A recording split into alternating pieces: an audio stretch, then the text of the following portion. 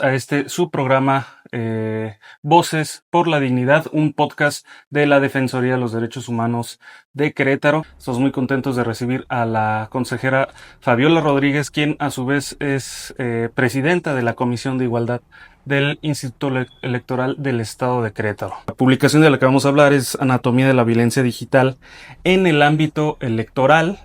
Sin más preámbulo, consejera Fabiola, muchas gracias por el tiempo y por estar aquí con nosotros esta mañana. No, al contrario, a ustedes por invitarme a participar en este podcast, que yo celebro mucho las actividades de difusión, porque justamente el cuadernillo del que vamos a hablar es una herramienta de difusión de información. Creo que cuando la ciudadanía y las personas están informadas, pues pueden ejercer mejor sus derechos y en este caso, pues sus derechos político-electorales. Comentar que este proyecto inició hace más de un año, yo creo que un año y medio, porque habíamos observado que algunos organismos públicos locales, como es el caso de Veracruz, habían ya sacado una guía sobre violencia digital.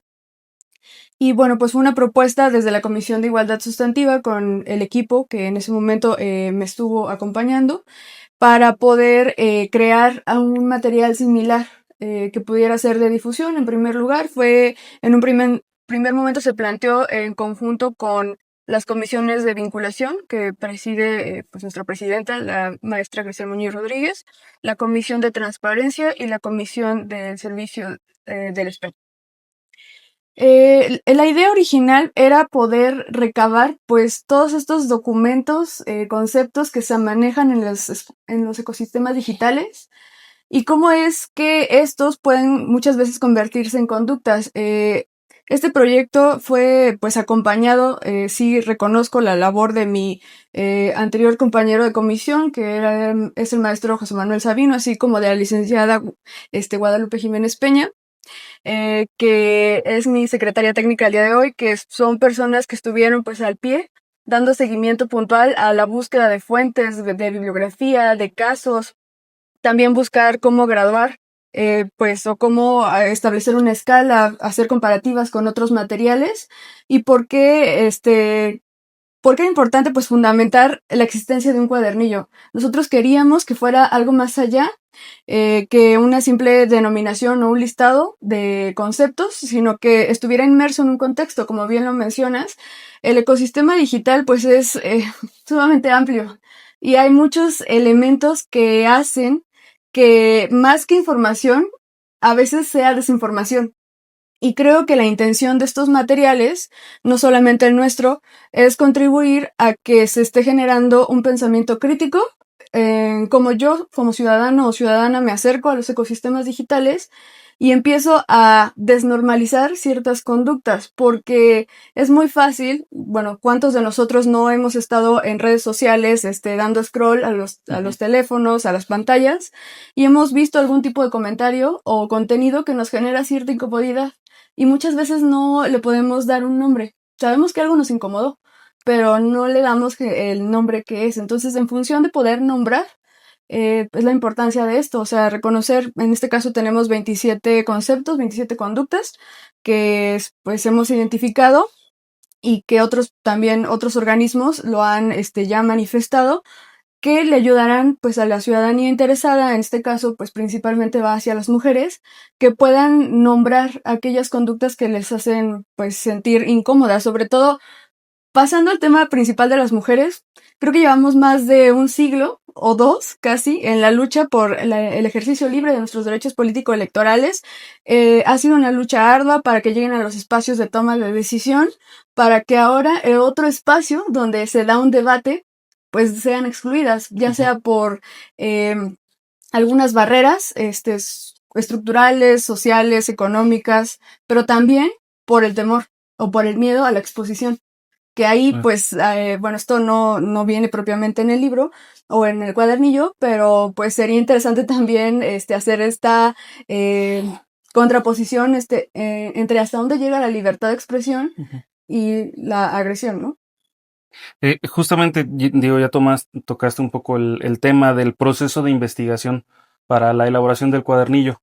¿Pudieras abordar un poco más sobre, bueno, cómo lo fueron construyendo, qué fuentes son a las que se acercaron? Tomamos como referencia, como te comentaba, la guía que elaboró el OPLE de Veracruz para buscar como ese antecedente. También tomamos algunos elementos y bueno, tuvimos, esto debo decirlo, tuvimos una reunión con el magistrado Sergio Guerrero, por ahí de marzo de no, perdón, febrero de 2025.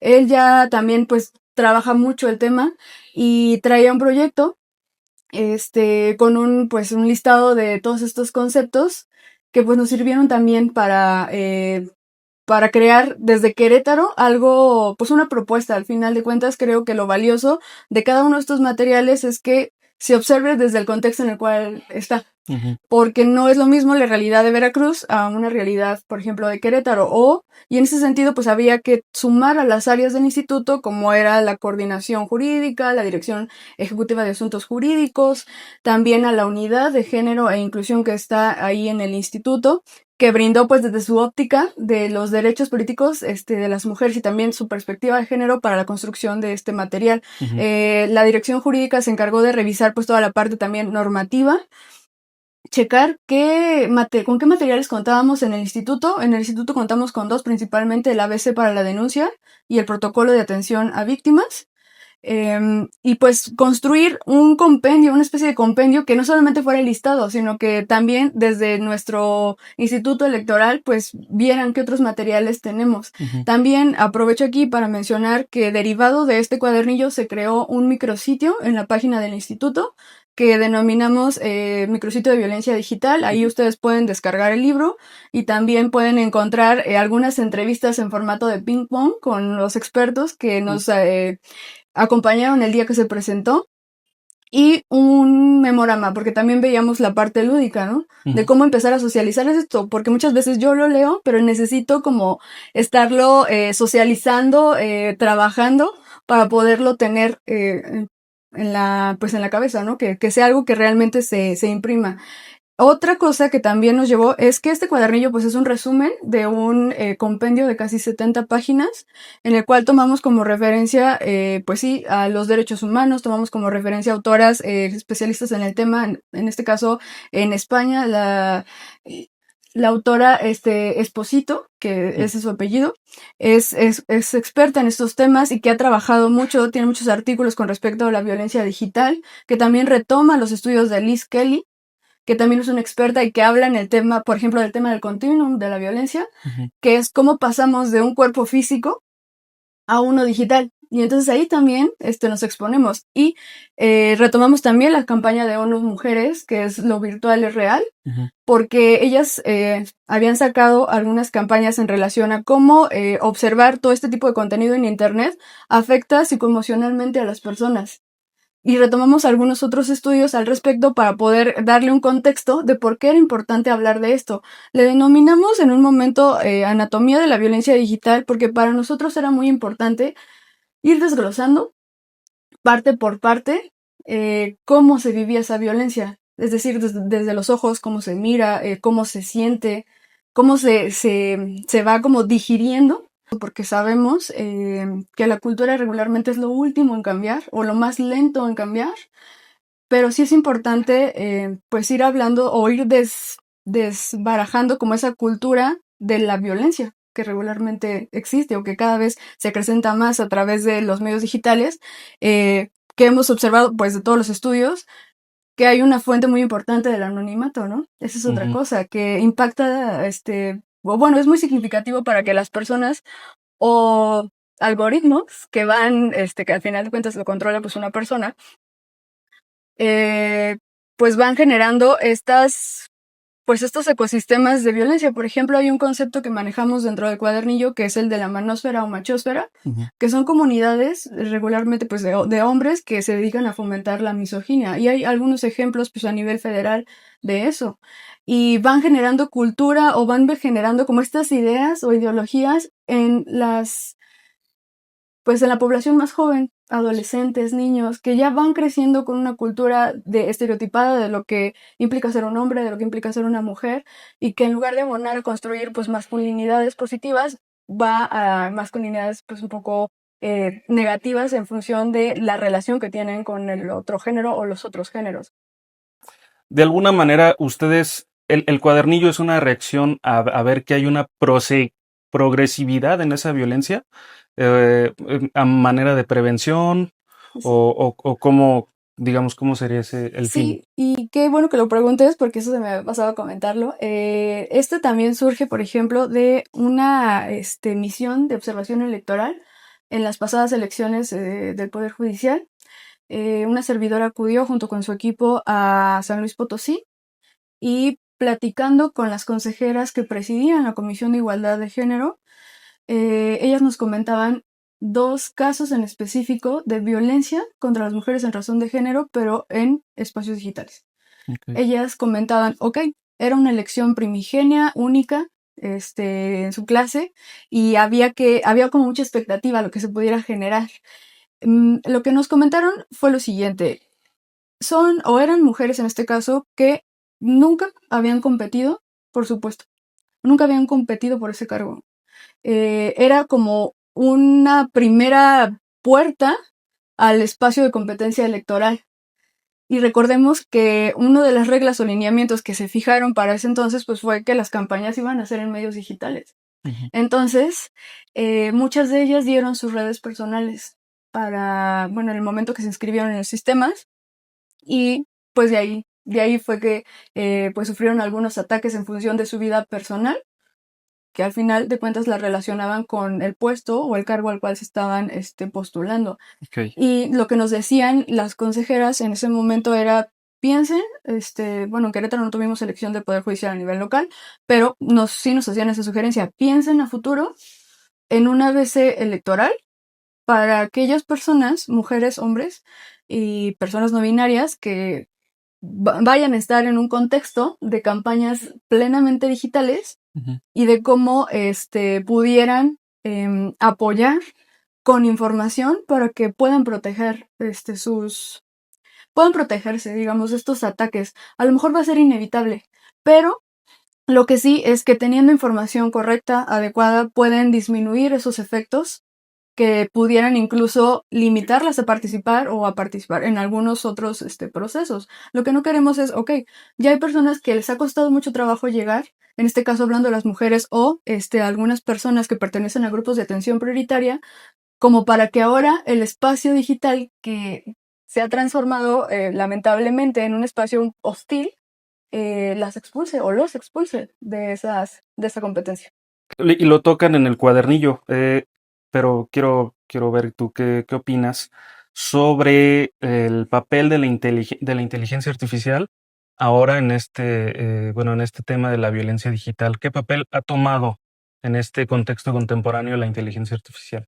Yo tendría una opinión, no negativa, porque creo que la inteligencia artificial es una herramienta que puede ser muy positiva, sabiéndola utilizar y sobre todo conociéndola. En el instituto, bueno, eso sí lo quisiera comentar, en el instituto ya se han realizado algunos cursos y capacitaciones en materia de inteligencia artificial que han sido gestionados por mis compañeros, tanto Daniel Dorantes Guerra, que preside la Comisión de Jurídica, y mi compañera, la consejera Marta Paola Carvajal Zamudio, que preside la Comisión de Tecnologías y Transparencia.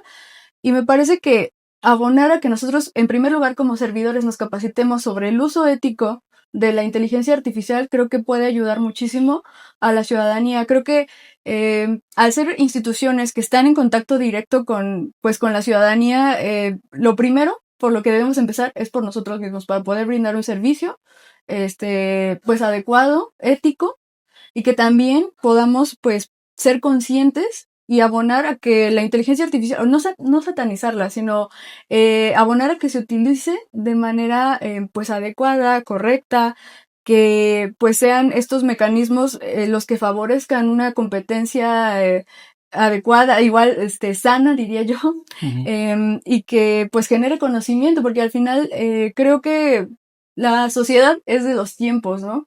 Hace 50 años o hace 70 años la competencia electoral era en otra esfera, quizá con otros mecanismos. Ahora creo que debemos sí acercarnos, no hacerla a un lado porque creo que sigue avanzando y va a seguir avanzando y si como instituciones no nos preparamos o capacitamos al respecto, creo que podemos generar un rezago y creo que es algo a lo cual pues como instituciones no podemos apuntar. Ya casi para terminar, consejera, bueno, si nos puedes compartir un poco sobre las denuncias y las atenciones que ustedes brindan en estos casos de violencia digital? ¿Cómo trabajan ustedes? No hemos tenido un caso con alguna conducta en específico, porque en esto sí me gustaría ser un poco clara y lo dije en su momento cuando lo presentamos en consejo. Esta herramienta no es propiamente una herramienta o sustituye los mecanismos de denuncia, digamos. Es una herramienta informativa que habla acerca de las conductas. En el instituto tenemos la coordinación de instrucción procesal, que es el área que se encarga de recibir pues estas denuncias y que se encarga de sustanciarla para en su caso proceder a enviarla al tribunal electoral.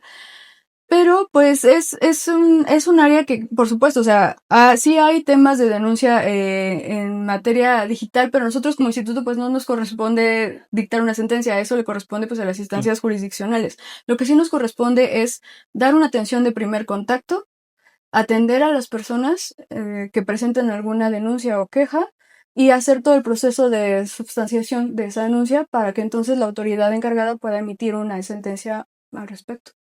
¿Cuál es el impacto esperado con este cuadernillo y qué viene para ustedes, sobre todo en materia de prevención, de violencia digital, derechos humanos, etcétera? Para nosotros, ¿cuál sería el impacto? Bueno, yo hablaría de 3 momentos. Creo que ya hablé un poquito del de largo alcance, que es apuntar a ir haciendo una pequeña transformación en la cultura, por lo menos de nuestro estado, que vayamos siendo conscientes de que esto está sucediendo, de que estamos expuestos, pero que también como ciudadanos, al tener información, podemos ejercerlo de forma adecuada. Yo creo que a mediano plazo podría ser, desde la comisión se está creando o se creó un programa de difusión de este cuadernillo mediante unas jornadas que les denominamos jornadas violeta, y también de violencia digital.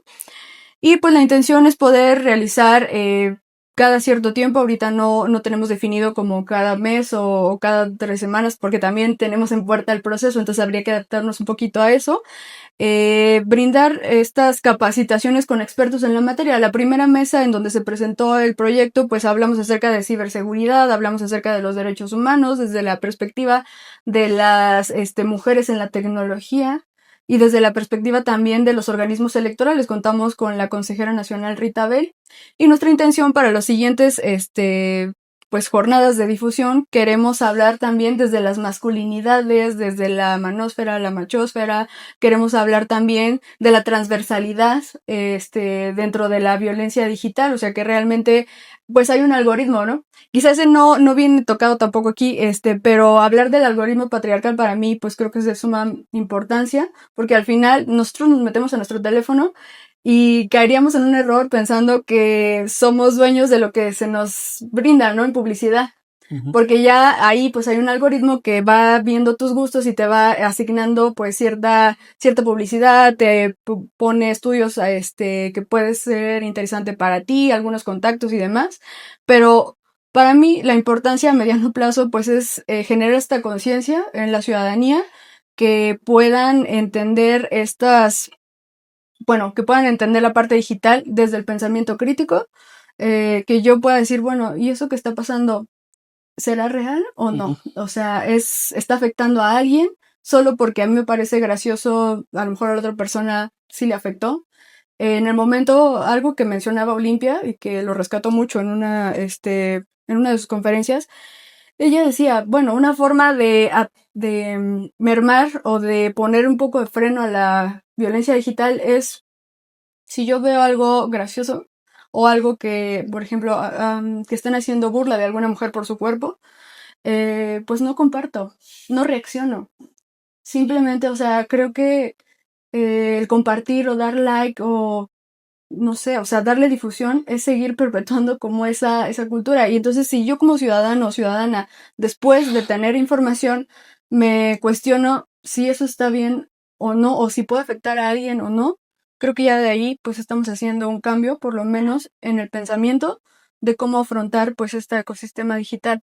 No quiere decir tampoco que nos convirtamos en una especie de canceladores, porque eso no. Yo creo que a lo que tenemos que apuntar es a poder expresarnos y poder transitar por los espacios digitales de forma libre, pero libre de violencia, tanto de ejercerla como de ser depositarios de ella, ¿no? O que pues uno sea quien lo sufra. Para las personas que quieran consultar anatomía de la violencia digital en el ámbito electoral, ¿dónde la pueden consultar? Y también que nos comparta las redes del IEQ para que, bueno, las personas interesadas sigan todas estas actividades y toda la difusión del trabajo que está haciendo el IEQ en esta materia.